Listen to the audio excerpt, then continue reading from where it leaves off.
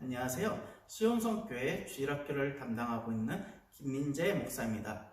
오늘은 에스더를 강의해보는 시간을 갖도록 하겠습니다. 먼저 주제성무입니다. 주제성무는 에스더 4장 14절의 말씀입니다.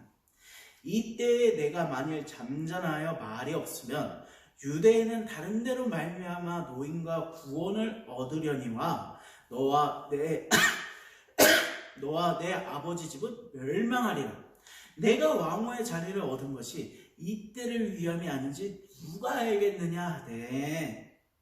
자, 에스더의 특징은 참 여러모로 특이한 면을 갖고 있습니다. 첫째로 외형적인 특징을 우리가 한번 살펴보면 구약 정경 39권 가운데 눕기와 더불어 어떻죠? 여성의 이름으로 기록되어 있는 두 개의 성경 중 하나임을 우리가 알 수 있습니다. 그리고 그 예스라서의 특징 중 하나가 내용의 전개 방식이 특이하다는 것에 있습니다. 보통의 성경책은 하나님의 신앙에 대해서 다루고 있는 신앙적인 요소를 담고 있거나 하나님의 예식을 어떻게 제정하였는지, 율법을 어떻게 제정하였는지 율법서적인 면을 담고 있거나, 또 그것도 아니면 하나님이 어떻게 해서 백성들을 택하셔서 어떻게 보내셔서 어떻게 쓰였는지 바로 역사서적인 면을 갖고 있거나, 그것 또한 아니면은 하나님의 백성이 어떠한 짓을 저질러서 어떠한 대가를 받았는지, 그리고 그 신앙적 모습을 어떻게 해갖고 회복하는지 교훈적인 면을 갖고 있는 기록이 대부분입니다. 그런데 에스더는 특이하게도 우리가 현대와 비교해 보면 소설의 진행 방식과 매우 유사한 점을 갖고 있다는 것을 볼 수 있죠. 에스더는 시공의 구애됨이 없이 하나님께서 당신의 백성을 보호하시고 구원하신다는 사실을 강하게 내포하고 있는데요. 이것을 말 그대로 겉으로 드러내지 않고 있어요. 왜냐? 에스더는 신앙을 공론히 드러낼 수 없는 시대였어요. 핍박받던 시대였어요. 하나님을 믿는다고 말하고 다닐 수 있는 시대가 아니었어요. 그렇기 때문에 하나님의 신앙을 드러낼 수 없는 환경 속에서 하나님의 백성을 구원하신다는, 보호하신다는 사실을 강하게, 하나님의 섭리를 강하게 주장하면서도 그 사실 딴 사람이 보기에는 한 번에 알아볼 수 없게 내용을 담고 깊숙이 숨겨놨다는 것이죠. 그리고 그 전개 방식을 보면 단순히 재미있는 소설과 같은 긴장감을 불러오기 위해 전개 방식을 갖고 있다는 것이에요. 저자는 사건의 진행 과정이 사태의 반전을 통해서 어떻게 바뀌는지, 그리고 그 흥미를 어떻게 더욱 고조시킬 수 있는지 내용을 전개하면서 하나님의 섭리를 적어놨다는 것이죠. 특히 에스더 저자는 한 편의 드라마를 전개시키는 듯한 필체로 글을 썼으며 극적인 효과를 더욱 극대화시키는 데 중점을 뒀다는 것이에요. 이러한 소설의 형태로 내용이 전개되고 있는 것이 에스더가 갖는 특이점이죠. 또한 인간의 역사를 주관하시는 하나님의 섭리뿐만이 아니라 유대 백성들이 자신들의 구원을 기념하기 위한 제정한 불임절에 대해서도 기록하였는데요. 그 기원을 밝히고 있는 본서는 이 사실의 근원의 설명을 위해서 전체적으로 제비뽑기라는 그 핵심으로 내용을 전개시키고 있어요. 흥미로운 소재로 내용을 전개시키는 거죠. 한편 또 에스더는 또 다른 특징이 있는데요.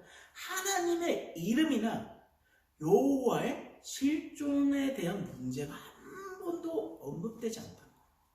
그러므로 여호와라고 이름이 기록되거나 우리를 다스리시는 분이라거나 그분이라거나 그러한 언급이 없다는 것이죠. 이는 다른 구약의 정경들과는 뚜렷하게 구분되는 차이로서 본서의 저자가 일부러 언급을 피하고 숨겼다는 사실을 우리가 발견할 수 있어요. 그러므로 인해서 여기서 문제가 또 생기게 되는데요. 이 같은 문제 때문에 과연 이것을 정경으로 인정할 수 있느냐? 하나님의 이름이 등장하지 않는 성경이 어찌하여서 정경으로 인정할 수 있느냐? 이것은 정경으로 인정할 수가 없다. 주님의 이름이 한 번도 등장하지 않는 성경은 성경으로 인정할 수 없다. 그러한 의견이 대두된 적이 있어요. 그런데 에스더를 잘 살펴보면은 누구도 부인할 수 없는 하나님의 섭리가 그 내용에 담겨 있다는 것이에요. 그래서 결국 에스더가 지금 우리가 있는 성경에 담겨 있는 이유가 그 속에 숨겨 있는 하나님의 섭리가 있기 때문이라는 것이에요. 시대적 배경과 어려운 환경 속에서 하나님의 섭리를 전하기 위한 저자의 노력이 돋보인다는 것이죠. 또한 에스더는 적그리스도를 암시하는 듯한 인물이 한 명 등장하고 있는데요. 이를 통해 적그리스도의 본질과 종말을 살펴볼 수 있는 특징을 갖고 있습니다. 성경학자 중에는 여기에서 등장하는 하만이 미래의 적그리스도들을 상징하는 인물이라고 보는 이가 아주 많아요. 그 이유를 한번 찾아보면은 이와 같이 생각하는 근거를 몇 가지로 꼽을 수 있는데, 먼저 에스더 7장 6절에 이 악한 하만이라는 표현이 나와요. 성경을 보면 악한, 악인이라는 인물로 묘사된 인물이 몇몇 있긴 하는데, 이 하만의 악인으로 묘사되면서 특이한 점이 있어요. 보면은 히브리의 언어를 히브리 자음으로 나타내는 숫자를 이렇게 환산해 보면은 그 수를 합하면 6이라는 숫자가 된다는 것이에요. 하만을 나타내는 이름이.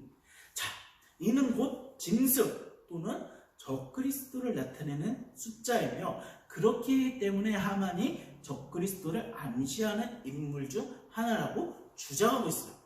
약간 억지 논리 같으면서도 적그리스도의 숫자에 666이 딱 맞아떨어지는 거 보면 뭐 그런가 싶기도 하는 내용이죠. 자, 또한 에스더에는 하만이 아하수에로 왕으로부터 큰 권세를 받는 대목이 나와요. 그리고 그 권세를 어떻게 썼냐?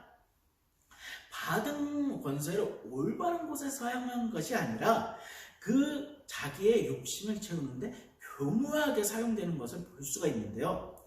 왕까지 끌어들여서 그럴듯한 명분을 내세워서 자신의 권세를 높이기 위해 그 권세를 악용하는 모습을 자주 볼 수 있습니다. 이는 곧 이 세상을 지배하기 위해 사단이 큰 권세를 받는 것과 유사한 모습을 띈다는 것이죠. 마지막으로 적그리스도가 이 세상의 모든 것으로부터 숭배를 받고자 하는 것처럼 하만을 보면은 모든 사람들로부터 왕으로 하듯이 자신에게 뭘 시키죠? 절을 하는 것을 시켜요. 이 절을 받기 위해 노력이 아니죠. 권세를 이용하는 모습이 기록되어 있는데요. 이와 더불어 적그리스도가 성도들을 핍박하는 것과 같이 하만이 그리스도인들, 기독교인들을 핍박하고 백성, 유대인들을 핍박하였으면서 적그리스도의 때가 이르면 세상의 모든 횡파는 모든 권세를 잃고 멸망당하듯이 그 마지막 모습을 하만이 모든 권세를 잃고 왕께 치심을 받아 떨어져 나가는 권세를 모두 잃어버리는 몰락하는 모습이 적그리스도가 앞으로 어떻게 될 것이라는 것을 예표하고 있다는 것이죠. 결국 그 파멸당하는 모습을 통해 적그리스도의 결말이 그러하다. 하만이 그러므로 적그리스도를 예표하는 인물이다 라고 주장하고 있다는 것이죠. 자, 그러면 일단 여기까지 재밌는 이야기를 한번 해봤고요. 그 에스더의 기록 목적에 대해서 살펴보고자 합니다. 에스더의 기록 목적은 그의 성격 때문에 또는 소설 형식의 구성 방식 때문에 본서의 기록 목적이 뚜렷하게 무엇이라고 말하기가 힘들어요. 소설을 읽고 수필을 읽고 저자의 의도를 해석하시오. 어렵죠. 어떠한 저자들은 자신이 낸 시와 수필의 해석을 문제풀이로 풀어보니까 틀렸다고 해요. 그만큼 수필과 시의 소설의 저자의 의도를 알아내는 것은 어려운데요. 그러나 본서가 기록된 당시의 정황이나 본서 전체의 내용을 통해서 기록 목적을 추리해 볼 수는 있다는 것이죠. 당시 상황과 에스더가 펼치고 있는 내용을 근간으로 해서 그 기록 목적을 추정해 보면 다음과 같이 크게 두 가지로 나눠볼 수가 있습니다. 첫째는 에스더는 시공을 초월하여 언제 어느 때듯이 선택한 당신의 백성을 하나님께서 보호하시고 섭리하신다는 사실을 강조하기 위해 쓰여졌다는 것이죠. 이를 강조하기 위해 저자는 역사적 사실을 단편 소설의 구성 기법을 도입해서 극적으로 표현하고 있음을 우리가 알 수 있습니다. 또 둘째, 불임절기에 대해 역사적 기원과 더불어서 그 절기의 의미를 밝히고 전달하려는 의도로 기록되었다는 것이죠. 유대민족에게 있어 불임절은 대단한 의미심장한 절기예요. 불임절을 통해서 애굽에서 구원해내신 하나님의 놀라우신 섭리와 역사를 되새길 수 있으며, 이와 같은 불임절의 의미와 당시의 사건을 생생하게 재현함으로 통해서 거룩하신 하나님에 대한 신앙의 부활을 촉진시킬 수 있었기 때문에 그것의 불임절에 대해서 기록하고 있다는 것이죠. 다시 말해서 본서의 저자는, 에스더의 저자는 하나님에 대한 신앙을 침체하기 위해서 이방인들과 대적들의 함정을 피해가기 위해서 오히려 이방인 스스로가 그 올매에 빠진다, 하나님이 그의 백성을 건져주신다는 사실을 입증하기 위해서 어려운 가운데서도 포기하지 말라는 뜻을 전달하기 위해 이 에스더를 기록했다는 것을 우리가 알 수 있습니다. 이러한 사실은 하나님을 믿고 예수 그리스도를 따르는 자에게 어떠한 역경이 닥쳐온다고 할지라도 능히 극복하고 헤쳐나갈 수 있다는 소망을 제공하기 위해 기록되었다고 깔끔하게 정리할 수 있겠네요.